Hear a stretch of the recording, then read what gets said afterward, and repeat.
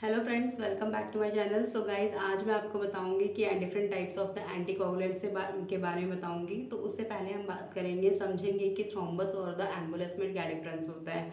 सिर्फ दो ही डिफरेंस है। एक तो थ्रोम्बस का मतलब, थ्रोम्बस क्या होता है, एक स्टक हो जाता है, एक्चुअल ब्लड क्लॉट होता है और ये एक जगह पर सिचुएट हो जाता है, एक जगह पर स्टक हो जाता है। लेकिन जो एम्बुलस होता है, एम्बुलस भी ब्लड क्लॉट होता है, लेकिन ये क्या होता है, ब्लड के थ्रू सर्कुलेट करता रहता है।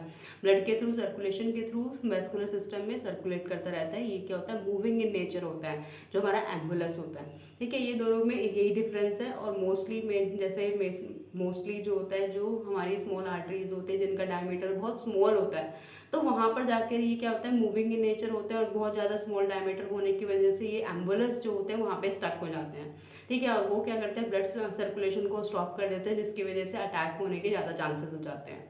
तो ये हो गया difference between the thrombus and the एम्बुलस में डिफरेंस हो गया। अब हम बात करेंगे कि क्लॉट, एंटीकोगुलेंट्स का मतलब क्या होता है। Anticoagulants is the related to the, anticoagulants का मतलब ही समझ, एज द नेम सजेस्ट कि एंटीकोगुलेंट्स का मतलब जो क्लॉट, ब्लड का कोगुलेशन होने में सप्रेस करे, वो वाले सब्सटेंस जो ब्लड कोगुलेशन होने में को प्रिवेंट करे, ब्लड कोगुलेशन होने में प्रिवेंट करे या फिर ब्लड क्लॉट होने को प्रिवेंट करे, that is known as a anticoagulants. और एंटीकोगुलेंट्स हमारे दो टाइप्स के होते हैं। एंटीकोगुलेंट्स वैसे बहुत सारे होते हैं, लेकिन जो मेनली हम पढ़ेंगे हेपेरिन एंड द वारफेरिन के बारे में पढ़ेंगे।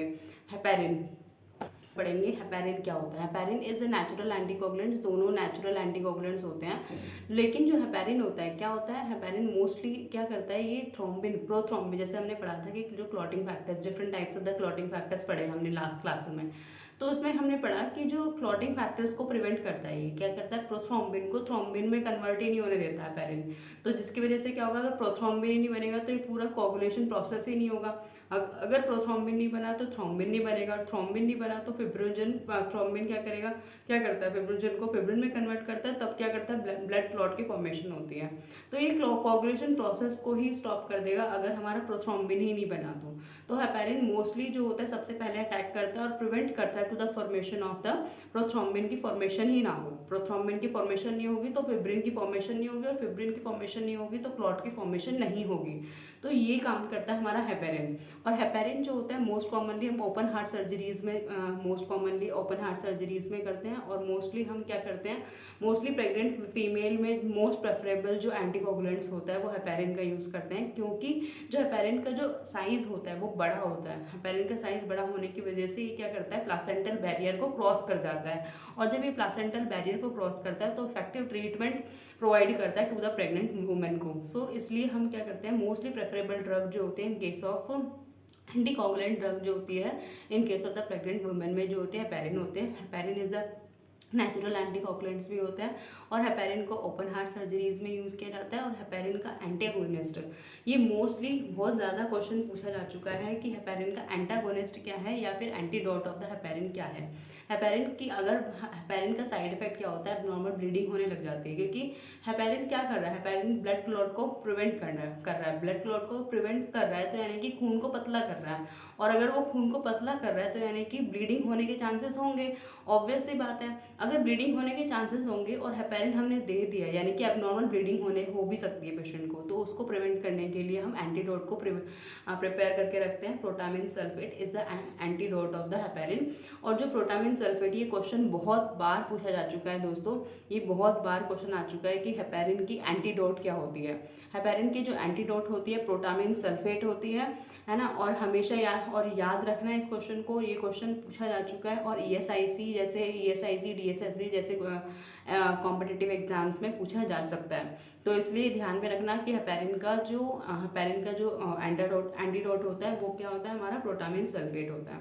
ठीक है, अब उसके बाद बात करेंगे वारफेरिन। वारफेरिन क्या करता है हमारा, वारफेरिन क्या करता है, मैंने बताया था कि विटामिन के का मेन इंपॉर्टेंट रोल क्या करता है, इनडायरेक्टली क्या करता है, ब्लड कोगुलेशन में हेल्प करता है। क्या करता है, विटामिन के क्या करता है, क्लॉटिंग फैक्टर्स को फॉर्म करता है, 4 क्लॉटिंग फैक्टर्स को फॉर्म करता है विटामिन के, जिसमें से मैंने बताया था सेकंड, 7, 2, 7, 9, 10, ये 4 क्लॉटिंग फैक्टर को फॉर्म करता है, जिसमें सेकंड जो क्लॉटिंग फैक्टर था वो क्या था, प्रोथ्रोम्बिन। अब प्रोथ्रोम्बिन को फॉर्म करता है। अब क्या करता है हमारा वारफेरिन की बात करें तो वारफेरिन क्या करता है, सप्रेस करता है विटामिन के फंक्शन को। अब जैसे ही विटामिन के फंक्शन को सप्रेस करता है वार्फरिन, तो क्या होता है, जैसे ही विटामिन के सप्रेस हो गया तो यानी कि क्लॉटिंग फैक्टर्स भी फॉर्मेशन नहीं होगा, यानी कि प्रोथ्रोम्बिन का फॉर्मेशन नहीं होगा। प्रोथ्रोम्बिन का फॉर्मेशन नहीं हुआ तो कोगुलेशन प्रोसेस स्टॉप हो जाएगा।